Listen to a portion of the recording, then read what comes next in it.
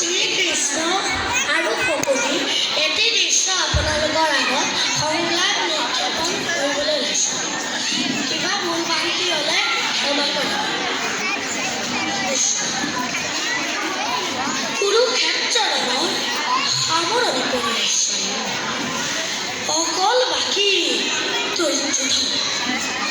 দুৰ্যোধনক কিবা এটা কৰি শেষ কৰিব পাৰিলে মোৰ কৰ্তব্য শেষ হ'ব।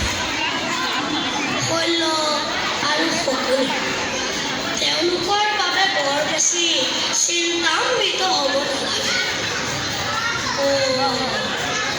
দাদা তীৰ্থৰ পৰা ঘূৰি অহাৰ আগতেই দুৰ্যোধনক কিবা এটা কৰিব নোৱাৰিলে পাছত কৰাটো টানহে কৰিব। দুৰ্যোধন দাদাৰ পৰম ভক্ত শকুনিকো লগে লগে আঁতৰাব লাগিব, নহ'লে হয়তো আজি মোৰ পৰম ভাগ্য। দেখোন নাৰায়ণৰ আগতে ওলালোহি। প্ৰণাম নাৰায়ণ। আহা মামা, তোমাৰ কথাকে ভাবিছিলা।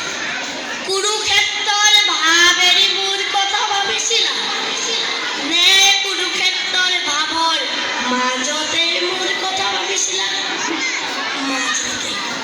তেন্তে আমাৰো চাউল কলে কিয় অতদিনে ডাঙৰ ডাঙৰ গ্ৰহ নক্ষত্ৰবোৰ গণনা কৰি আছিলা দেখি আমি চকুত পৰা নাছিলো, আৰু এতিয়া সেইবোৰ শেষ কৰি যদুপতিয়ে যেতিয়া সৰু সুৰা তৰাৰ লেখত ধৰিলে আমিতো কপিয়া কৰা আমাৰ সহায় নাই। মামা, তুমি বৰ চতুৰ। সকলোখিনি যদুপতিৰ পৰাই জানা। বাৰু মামা, তোমাক এটা কথা সুধো, ক'বানে? অন্তৰ্যামী ভগৱানে নকলেও জানিব।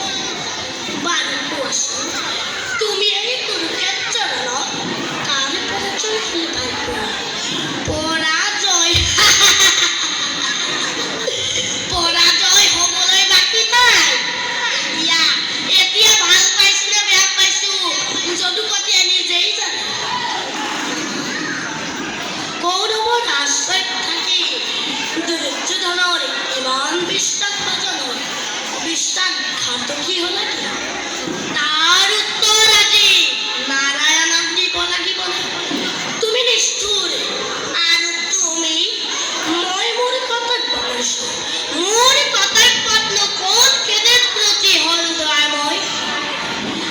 ভাগিন বুলি মুখৰ অমৃতেৰে ভৰাই অন্তৰৰ চিৰসঞ্চিত হলাহল বিষকৈ সন্মুখযুদ্ধতে অখি ধাৰণ কৰি শত্ৰুতা আচৰণ কৰা অনেক গুণে শ্ৰেয় যদুপতি। ক্ৰোধান্ধ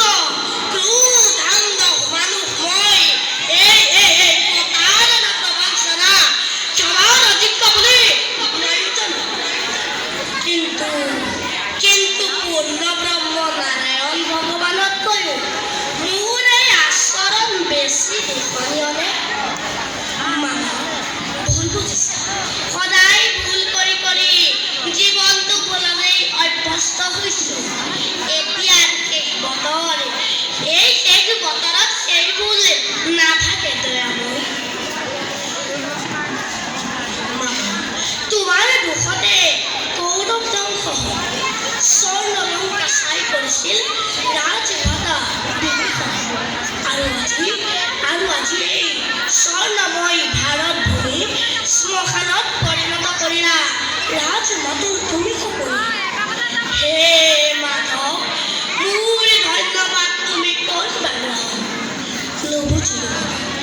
অতি সহজ পদক্ষেপী শকুনি দুৰ্যোধনৰ এক অন্নৰে পালিত দৰিদ্ৰ শকুনি, প্ৰবঞ্চক প্ৰতাৰক ৰাজদ্ৰোহী শকুনি মূৰৰ ওপৰত ভাৰত যুদ্ধৰ সকলো দুখ সকলো কলংক জাপি দি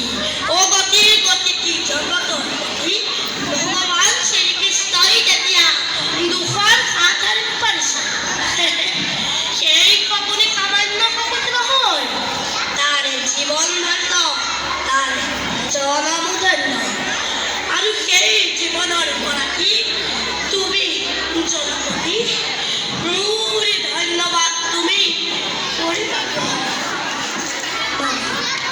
তোমার উদ্দেশ্য আর মোর উদ্দেশ্য একই নয় তোমার উদ্দেশ্য প্রতিকূল ধ্বংস কিন্তু নয় यदा यदा हि धर्मस्य ग्लानिर्भवति भारत अभ्युत्थानमधर्मस्य तदात्मानं सृजाम्यहं परित्राणाय साधूनां विनाशाय च दुष्कृतं धर्म संस्थापनार्थाय संभवामि